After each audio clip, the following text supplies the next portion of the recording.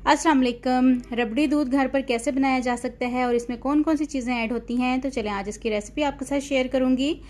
तो यहाँ पे 1 कप मैंने चीनी का लिया है। इसको मीडियम फ्लेम पे मेल्ट कर लेंगे। चीनी का जो फ्लेम है उसको हाई नहीं करना वरना ये जल जाएगी। तो अच्छे से चीनी मेल्ट हो गई है। तो यहाँ पे मैं 1 लीटर इसमें दूध ऐड करूँगी और इसको अब हम लोग मीडियम टू हाई फ्लेम पे कुक करेंगे ताकि इसको अच्छे से बॉयल आना स्टार्ट हो जाए।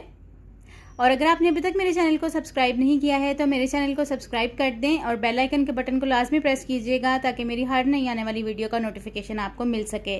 तो इसको थोड़ा सा गाढ़ा करने के लिए मैंने इसमें 1 टेबलस्पून कस्टर्ड का ऐड किया है और साथ ही इसमें मैंने तुख लंगा को भी ऐड किया है। अच्छे से मिक्स कर लेंगे। तो इसकी फुल वीडियो मैं इंशाल्लाह कल अपलोड करूँगी, आप लोग लाजमी जाके देखिएगा।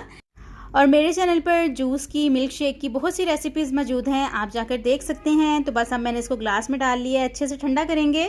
तो चलें कल आपसे मुलाकात होती है। अल्लाह हाफिज़।